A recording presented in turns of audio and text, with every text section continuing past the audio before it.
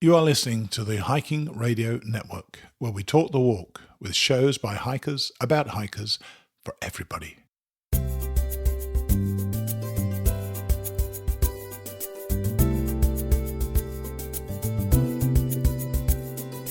Returning to Katahdin, an Appalachian Trail dream.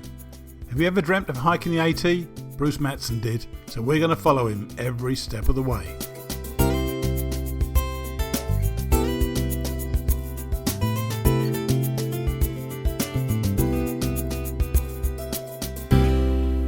Welcome back to Returning to Katahdin, an Appalachian Trail Dream, sponsored by our friends at Trailtopia. Believe it or not, we're virtually at the starting gate. We're at episode number 16, which I'm calling... It's the final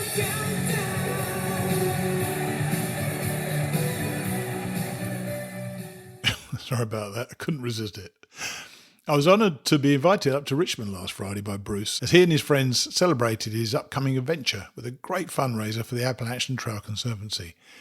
It was great to meet up with Suzanne Dixon, who we heard from last week, and Lynn Davis from the ATC. They were so articulate about both the challenges and the opportunities for the ATC, and that education was really appreciated by everybody in attendance.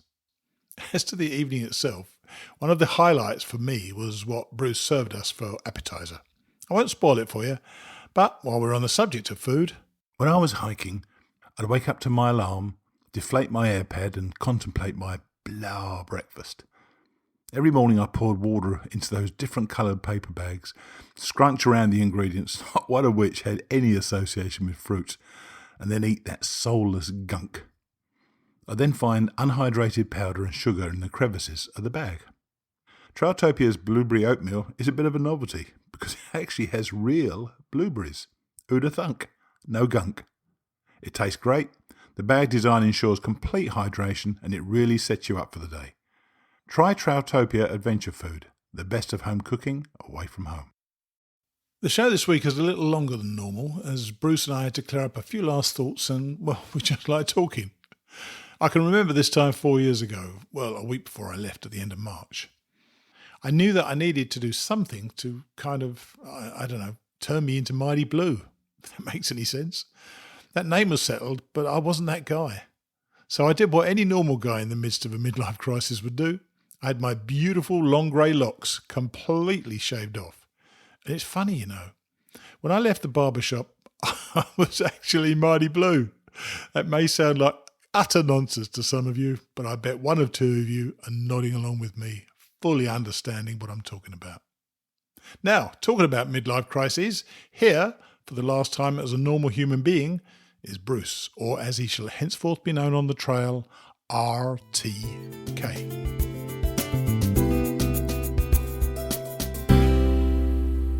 Right, we are back on with Bruce. It is the last episode before he actually sets out. And we're talking on the Sunday after your send-off party, Bruce, on Friday night. Have you got any last-minute nerves? No, I really don't. The last few days have been a sort of a release of a lot of, I'm sure, a little bit of anxiety from finishing up work matters. And, even though we had this fantastic send-off matter on Friday, which you were so kind to come to Richmond and be with us, and there were a lot of details, just getting it organized and hoping we had a good crowd and all of it just went so well. And, a day or two later, there's a really calming experience that I'm having, getting those things behind me. And I was able to get some work things behind me. Cheryl and I were talking last night about the hike and doing the approach trail. We looked at the weather, and even though it looks like showers, it looks like it's not going to be terribly cold. And cool. You could just feel us moving on to next week. That's last awesome. Night in Richmond, it was really about as bad as weather as you get. It was cold, rainy. It was predictions of wintry mix. Yeah. And I said to Cheryl, I said, if it's going to be like this, do you want to just skip the trail? We can just sort of chill out on Saturday. I can start the hike on Sunday. She says, no, I'm going down there. I'm doing it. I don't care what the weather is. So Good. that was great to hear her spirit about that. And I can't sit around wait for a sunny day to start this trip. We're going to have That's plenty of right. rain, and we might as well get on with it. So it does feel like a milestone with this event being over and sort of business matters being more behind me than ahead of me. Well, So I'm glad you're saying that, because when I got there on Friday, your head was definitely not in the right place. You were still working non-stop on lawyering all day Friday. You sounded really stressed. So I'm glad that you said just now that you're starting to calm down about it, and you move on to that next stage, don't you? That calmness before you actually start. I got that myself, and it's a wonderful feeling. You're now focused on that thing when you go through really that moment you step through the arch, aren't you? I think so. It's a really nice feeling this morning. So yeah, I was sorry you saw me that way. It was an incredibly intense day leading up to Yes. our evening event. So it was tough, and because it was that tough, it's easy to feel the release. Yesterday and today. So Yeah. I'm Good. feeling really good about. And Cheryl seems to be excited about going, and things are in a great place. Hope the week finishes that way, and we'll be off and running. That's right. Now, for the party itself, let's talk about that for a second. And I felt it, there was a really wonderful community spirit and a goodwill towards you. That must have been really humbling for you with all those friends turning up to support you on the way. How was it for you? Now, how did you feel that night, at the end of that night? Yeah, it really was. You worry about, did the event go well? It seemed to go well from my perspective. You did a great job. Suzanne did a great job. I think I didn't stumble too much. And so I was worried about all those details. And when I think back, I said, I think it went really well. But more importantly, it was just a great feeling. Like you say, people were, engaged. They were happy. They were relaxed. And it is really, really humbling to see that many people come out, and not just come out and wish me well, spend their evening, but a number of them wrote, checks to help support the ATC and help support my fundraising. So it's hard actually to be more humble than that, I think, in your life than to have your friends come out and do that. And, Amy wasn't able to come in from New York, but Brooke came in. And so we have family here. My sister-in-law and her husband and their family were there. So it was really, really special. And a lot of people, different parts of life were there. People from my church were there. People from the legal practice were there. People from my firm and people I golf with. And it just was a very representative, I think, of my larger circle of friends. I tell you, I sat down on the table with some of your people from your church, and they were so nice to me, but none of them knew how to listen to the podcast. So I said to all of them, "Have you got an iPhone?" I said, "Yeah." I said, "Give them to me." and I subscribed all of them to the podcast to make sure they could listen on the way. And they were really excited and grateful. I said, "Now in the future, on a Monday morning, you just press this button," which was the Apple Podcast button, and just listen to the latest episode. And they were just so pleased and delighted to be able to follow you on your journey. So it must have been humbling, and I really felt it in the room. And we really appreciate you coming and being with us. Yeah, one of the things you did at the party was to get your guests to lift the pack and try it out. Was that the full load, water, food and all, or as near as close to you could get it? It was as you remember, we spread all my gear out on a couple of tables. Yes, so I know. people see my actual sleeping bag, my actual water filter, and all the other things, and my actual pack was there. On the other side of the room was this Try Bruce's pack on, and that was a pack actually from the Camino. It's a smaller volume pack.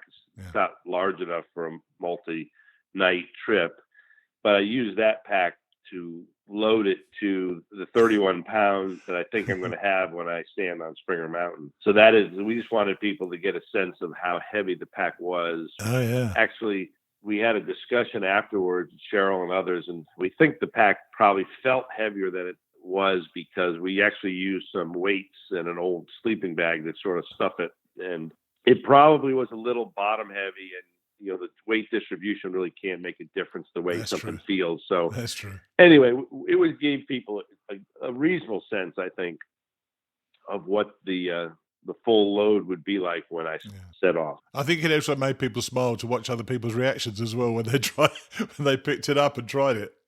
Because there was quite a bit of surprise, I tell you, when they felt how heavy it was. Yeah, I think that I did. The people who mentioned it to me were shocked actually how heavy it was. So I think part of that was the weight distribution, but almost we had a little guessing competition, as I think you know, and I think that all but one guess was over the actual weight, so people were feeling like it was more than it actually was. All right, okay. Now you gave us a lovely meal of pasta and salad, but share with the listeners what you fed everybody as an appetizer on Friday, which I thought was absolutely brilliant, and everybody really enjoyed it, didn't they? Yeah. I was.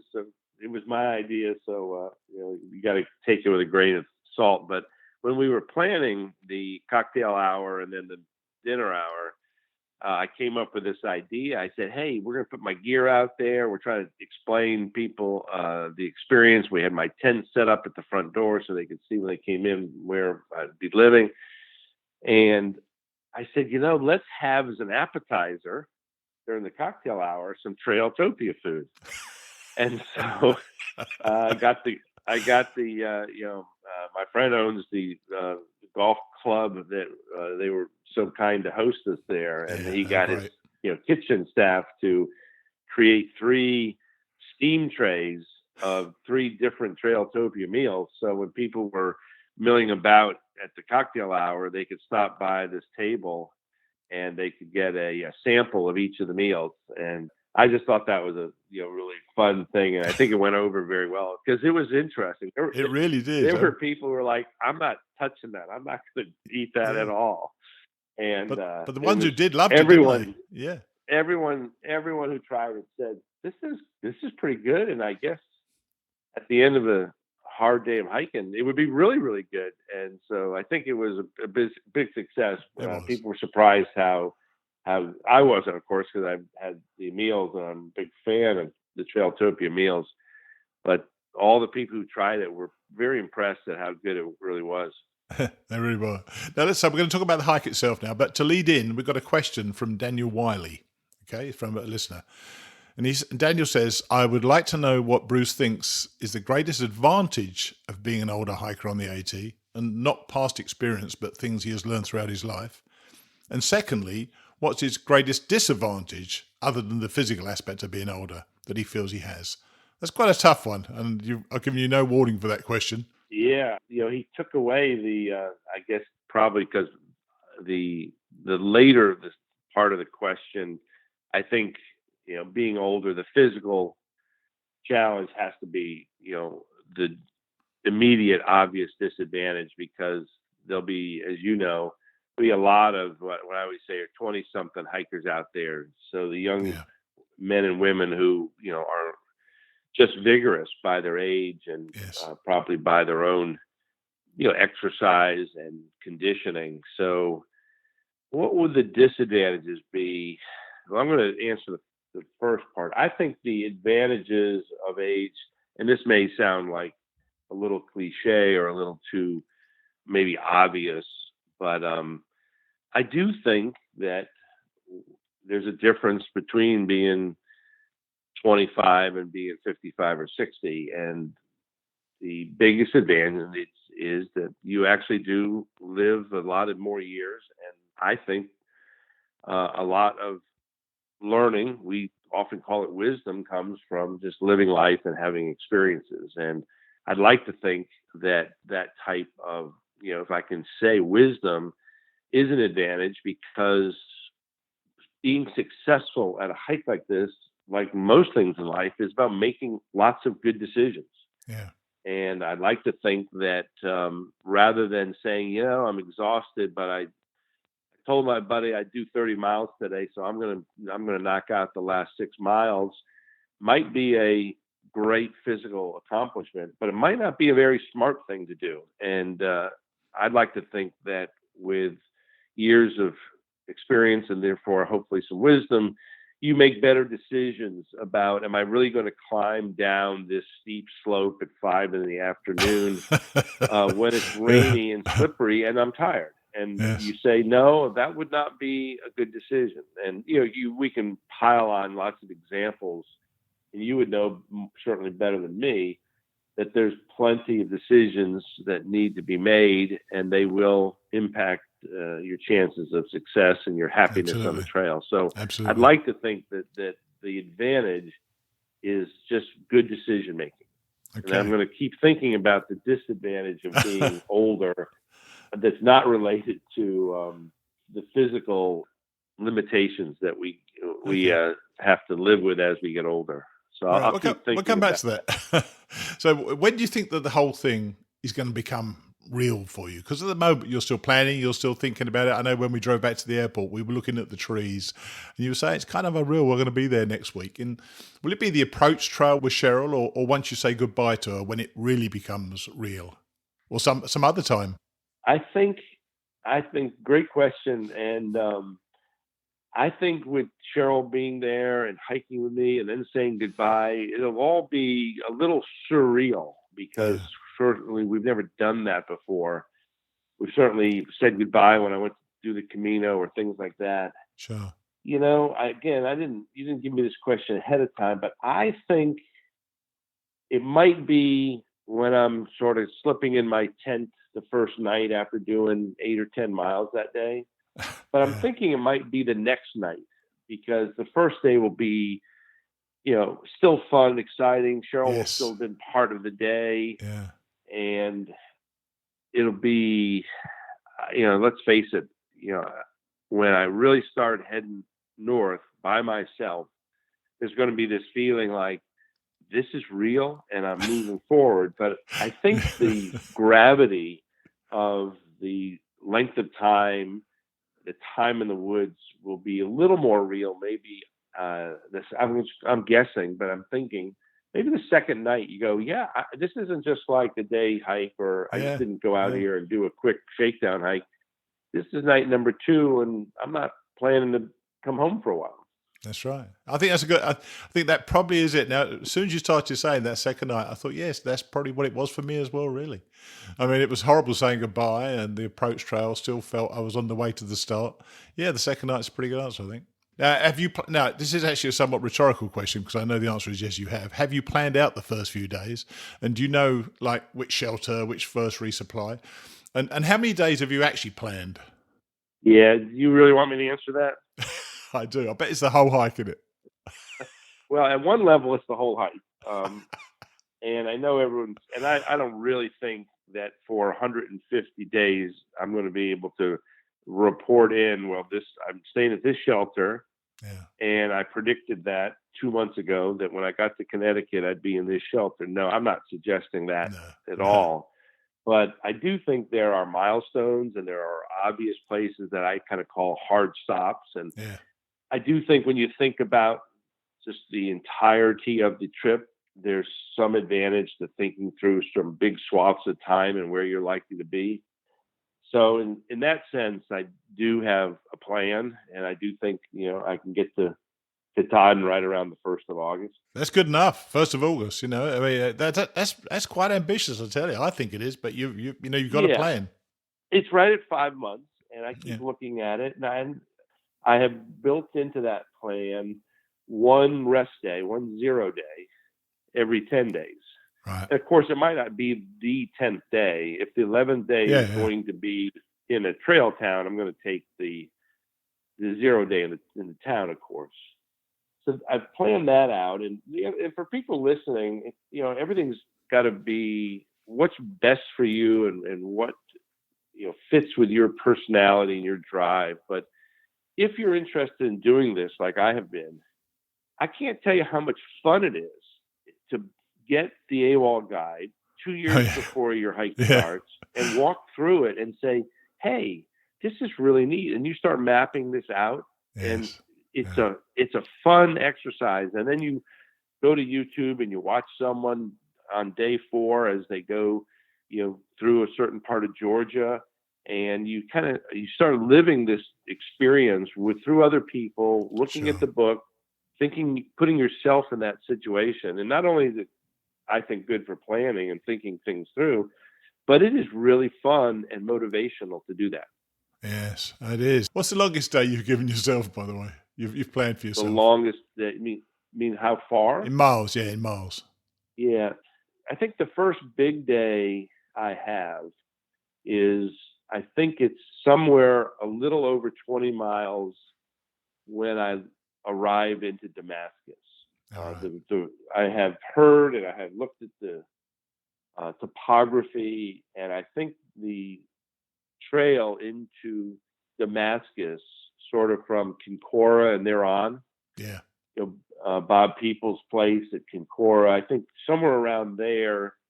I've heard it actually called the Tennessee Turnpike.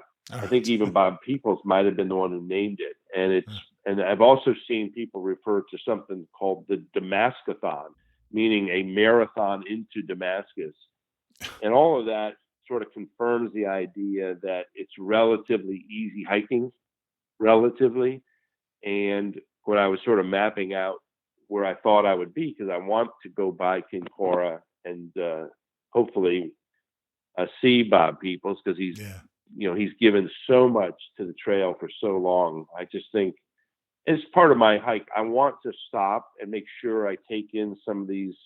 I use this word too much, but I love this word iconic. There are many He iconic absolutely is places. iconic. Yeah, and he was there when I was there, and it was just great. It was just great honor to meet him. Why pass through these areas and not Quite take agree. in that aspect of the hike? So if I figure I'm going to be around there, then I said, I'm going to go to Damascus. I'm going to take a 0 day in Damascus no matter what. I'm going to have probably a major resupply there. So I decided this will be, my first, big mileage over 20 miles. I think it's 22 or 23 miles. So the long answer to your question, I think there might be, another day where I might have tried to put in a 24, 25 mile day. So it starts getting tough. 23 was my most, Yeah. and a 20-mile day. You've been walking, I tell you. But I know what you're like. You've planned it so well. I really hope you can do that. And allied to that question, I guess, is when that little voice in your head asks you, maybe I don't know, after 50, 100, or even 500 miles, what on earth are you doing here, you silly old fool? What's your answer going to be? You're going to be sitting in your tent at night and you've got this thing going on in your head that says, what are you really doing here? You ready with that answer? No.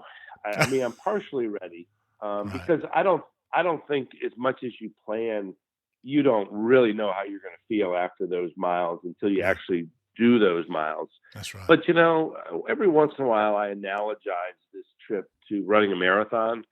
And, metaphors or analogies are only good as far as they go. But sure. I'm a pretty determined person. And one of the responses, that I think I'll have, regardless of whether the answer is, hey, I am in love with every day out here and I can't wait for the next one, or this is much tougher than I thought, or I'm really not sure I want to do this for another 3 months. Part of my answer will be, I've committed to this and I'm going to finish. Good man. Good man. And I'm pretty sure you will. I know, speaking to a lot of your friends the other day, I've been trying to get somebody to dish dirt on you. That's a complete waste of time. Nobody will ever do that on you. But they all say he's definitely going to do it. I've got absolutely no doubts whatever. And that was every single person I spoke to about that on Friday. And that was lovely to hear from everybody. They know you well enough to know you're so determined. And that was the word that was used all the time. He's really determined. He'll do it.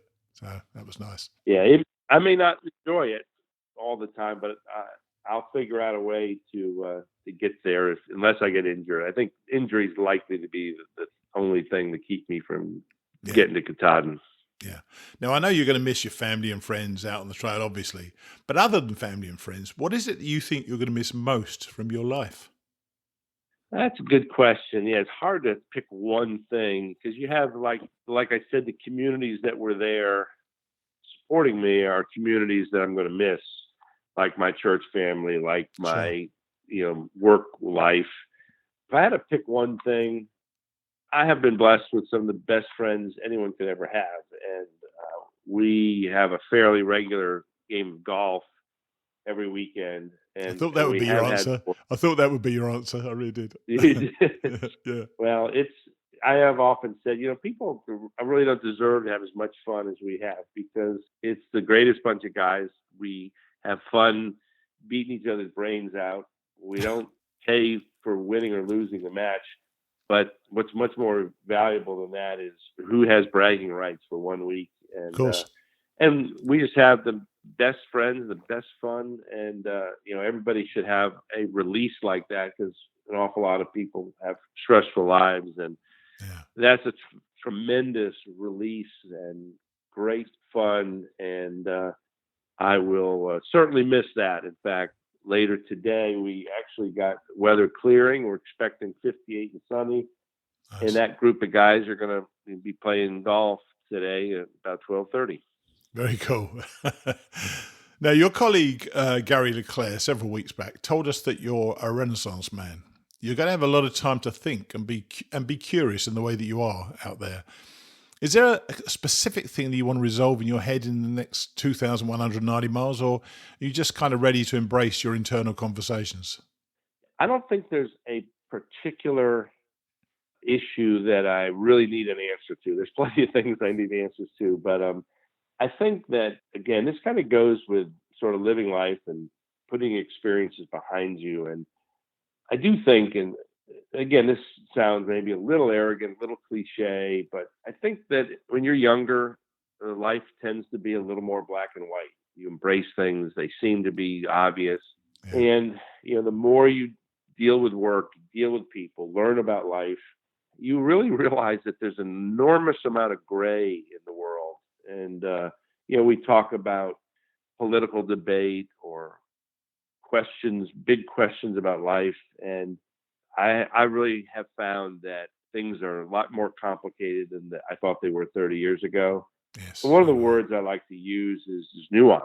I think that there's a tremendous amount of nuance to an awful lot of issues that arise, whether both small and large. But at the same time, I don't have this sort of postmodern view that there isn't any truth in the world. And so I think that one thing that time on your feet on a long hike gives you is a chance to think through a lot of different issues, why I might feel a certain way about them and someone else might feel a different way. And that's the nuance and the conflict and the gray. But I also think that there are some real truths in life. And I think that because there's so much gray, there's so much nuance, if you're really going to drill down and feel comfortable about certain conclusions about big issues in life, you do need a fair bit of time. If you try to do it in 5 or 10 minutes, you embrace some platitudes or polar issues and polar positions, and you don't take the time to, one, appreciate the nuance. And some people get frustrated. It's very easy to get frustrated with the nuance and the gray, and you start to conclude that everything's relative. And I could be wrong, but I refuse to believe that everything's relative. Well, I tell you what, I had a lot of time to think as well. But after about 800 miles, I drove myself crazy. So I started listening to music and podcasts to stop this internal conversation in my head. But you do tend to find yourself thinking about things on a far deeper level than you ever give yourself time to. So I'm sure you're going to enjoy that as a deep thinker as well. So I'd be very interested in knowing how that's going when you're through the hike. I think we'll have a chance to talk about those things. Exactly. And, hopefully the listeners won't be too concerned or disappointed if I get too philosophical from time to time. Oh, no. Now let's talk a little bit about the fundraising and the impact that you believe you can have on the ATC. You spoke to me about your fundraising strategy when you picked me up from the airport on Friday. Would you like to share those thoughts? Because I thought they were really interested, just in case other like-minded people have considered raising funds for a cause, whether it's the ATC or not, through their hike. And I thought it was something that it's worth sharing with people. Okay, you'll keep me on track if I start answering a different question, but I think I know what you're asking. Yeah. So what we were talking about was that there's not only is it a great charity, a great need, the trail provides so much to people and society, but it like a lot of things need constant attention. If we don't protect things well, we lose them. Yeah. And you never know what government priorities are going to be. So people who love things need to contribute to them. And it's hard. So I think what we were talking about was, there's 4,000 people Yeah. nowadays doing through hikes, Yep. and not all of those 4,000 people, have, worked for 30 or 40 years in a business context and have a network of relations that can, make meaningful contributions. But, I think that, I've been blessed with great friends and business acquaintances and opportunities. And, and there's plenty of people like me out there who love the trail, have relationships, and can tap into sort of a network. I hate that word, but it's useful. There's a network of relationships where Yeah. you can expose your friends and colleagues to something you're passionate about. And if you're 25 and sort of just getting out of school or grad school and starting your career, it's hard for you to look around and have a broad range of people in a network that can help you with a material contribution to a Yeah. campaign Yeah. such as that I'm trying to do here. But I fortunately, the good part about living a few more years is that you do develop those kind of relationships. And for lawyers, you might have helped a client grow a business, sell a business. But there's lots of people you've run into, and if they care about you, they care about what you're doing, and they may only care about what you're doing because they care about you and they see that Yeah. you're passionate about something. And so while, our objective here to raise $250,000 is really, really significant. And there are days that I think, what have I gotten into? And there are other days that I think, if I do a few things this way and that way and talk to some people, we can do it. And Yeah. so we've started under that. And, Friday night, my send off was not just a, goodbye, good riddance, Bruce, but, it was intended to be, a fundraiser. It was sort of sold that way. And, it's, really nice to see and very humbling to see people come out and, write some very significant checks to help the ATC. So I think we had a really successful kickoff. The campaign started a little slower than I wanted to because we had some software issues where we were trying to have my Sure. website connect to the ATC. You'll even recall you had listeners saying, "Hey, how can we do this?" That's Because right. it wasn't obvious to, and that's not a very good characteristic. You're trying to do a campaign and people Yeah, are if people want to trying to give, make give it you easy for money. them to give. Yeah, so I understand that. But because of that, we got a slow start. But we got that fixed, and interestingly, we did almost immediately get some gifts. And the neat thing about what I'm trying to, there are a lot of neat things about what I'm trying to do, but every day when I get a contribution, regardless of how large or small it is, with someone I don't know, it shows that there's people out there listening. It shows that people Yes. following. It shows people really care about the trail, and that this campaign, hopefully is getting the word out. And they call it crowdfunding, and this is the first effort the ATC has ever undertaken with this crowdfunding. So they've kind of used my campaign as a way to get themselves organized to do crowdfunding. Sure. And there's actually 3 other people now that are called ambassadors for the ATC that are also doing crowdfunding. And I would encourage people to check them out at the ATC website, because there's 3 other people like me, and they have their own very interesting stories, and they'll be doing their own fundraising. So that's kind of a rambling answer, Steve. So maybe you can set me back on path to answer your question a little No, more that directly. was fine. I understood that, and I think that was how I understood it the other day. Some people have access to a network, as you call it, and they may be able to leverage that network to help whatever cause they wish, whether it's the ATC or veterans or whatever it's going to be. And I just think you've approached it in such a sensible way. And I know you said you've almost written a template about it, and perhaps one day you might want to share that with people when you get back. Yeah, I have done that so that because if you and I were talking about some numbers, or I was Yeah. throwing numbers at you. If there's 4,000 people out there, there's a fair number of people in their 50s and 60s. Yeah. And I just made up this number. I'd love to know what it is. Maybe there's 1,500 of the 4,000 are sort of your more senior hikers. And if you had, out of those 1,500, if you had just 10% had really significant business relationships and other relationships, that's still 150 people. Yeah. And it'd be fun. It'd be fun for every hiker class to say, we got 150 people. If everyone raised $100,000, all of a sudden, we're putting a real significant amount of money towards the ATC every year. So Yeah.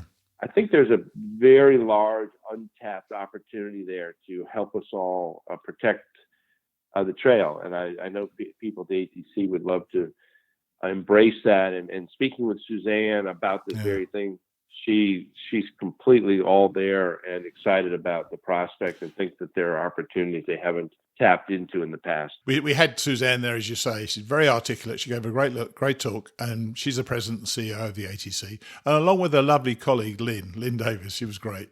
They were with us last Friday. And I know that from interviewing Suzanne last week, that she's excited by the prospects, the difference you can make to the organisation, and by connection to the ATC, or the Appalachian Trail, rather. Do you think you may continue your relationship with them in some way when you return? It's a good question. I think I'm not committing you now, by the way. I guess I'd put it this way. I've always been had this dream, and as you've told me many times, when you do this, it'll change your life, and you'll want to keep being engaged with the trail and talk about the trail. Yeah. And if that's true for me, which I would expect it to be true, I think I would love to have some ongoing role if they think I could contribute in some way. Cool. Very cool. So this is it. The next time we record, you're going to be at the top of Springer with Cheryl. And I'm really excited for you, Bruce, because, you've made space in your life to do something that very, very few people attempt. And the two podcasts that we currently have speak to the accessibility of the trail. That's really the intention of those podcasts. If you could impart one piece of advice or what you've learned to anybody just thinking about a long distance hike, whether that's 200 miles or 2,000 miles, what would that one piece of advice be that would help them achieve their hike? Yeah. So I mentioned this back when we were talking about the songs I would take on the trail. Uh-huh. And I've mentioned this more and more to people, and it came up a lot Friday night at my send-off event. And people would come to me and say, "You are, Bruce, you're real inspiration," or "I wish I would do that." And I said in the podcast about the songs I would take, that if there's one thing that I could do through this podcast, through my hike, is get people to recognize that they too can do this. And the real step is just committing to the idea. I don't if it's a weekend, if it's a week, if it's a whole trail, and it's not just hiking. It's, I always wanted to learn to play the piano. I always wanted to climb Kilimanjaro. I always wanted to see the Galapagos Islands. Sure. Whatever it is, I just, I say this too much, but unfortunately life is short, and we should, live it to our fullest. And when we have opportunities, too often we count all of the reasons we can't and shouldn't do things.